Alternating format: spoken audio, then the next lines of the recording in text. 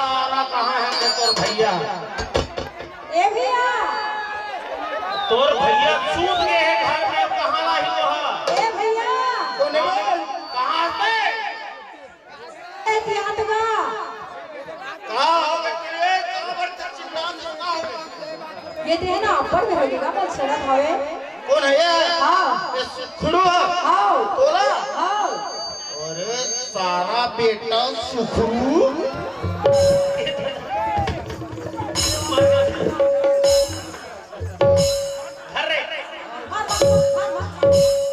अबेला घर मान देला धुआं के लेन कैसे दे लेन कैसे दे हाथ तो लगा दिखा लेन दे अरे इला उठा दे चुप बताओ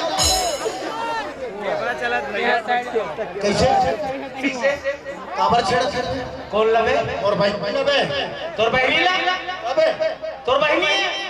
मोर बहनी तो मोर बहनी है बे हां तो तोर बहनी बहुत ताकत तोर बहनी है ओ मोर बहनी तब तोहर मन के शकल नहीं मिलत बे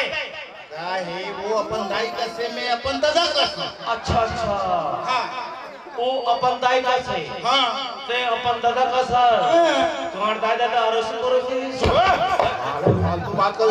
मार मार हूं सर फालतू बात कर वो एक मतलब ये है कि वो दाई कैसे भाई मैं दादा कैसे कहना बा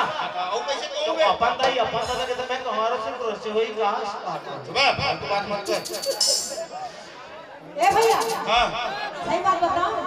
मैं ना एक समय खेलोगे खेला लिया एक सन नहीं खेला हां हां खेला लिया काका सब खेल रहे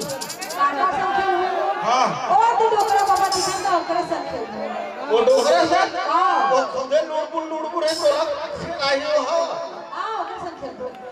अरे काबल नहीं खेला अब तो बने खिलावत और भाई कैसे खिला तो यही कहा पे और खिलाए नहीं आए का बताऊं मैं तोला जी सारा आए बात बोल बे साले इतना मारू नहीं मरई जाके हूं ये साले अरे सॉरी का सारा हो गया वो ये जीन चटक की सोई हां जी चटक लाल के मारे सारे नहीं सादा इतना देख आज जंती मना है सिंह हां और दोहा पारे हम मरई माने हैं हां माने कि नहीं हां ता वैसने बने खिलाना रे तब कैसे खिलाऊं जी ये बताना मोला अरे साले कितनी साल खिलाना बे बाकी किशन वाले तो तोर पहले समझा दे एक पे इतिया अरे हां एक कन्यादान हो गया मोरे को खेलना बे अरे हां हां हाय इतनी तेती मत करू बने आराम के साथ खिलावे हां हां है ना वो आवाज ले मत खिलावे बे समझा दे तोर बहनी हाय एक कनीम कीर कीर मत कर बे है ने हां त मारी तो करा आधी लेते बका ये तो एक कनीम मत ये ऐसे मत कर बे ठीक है ये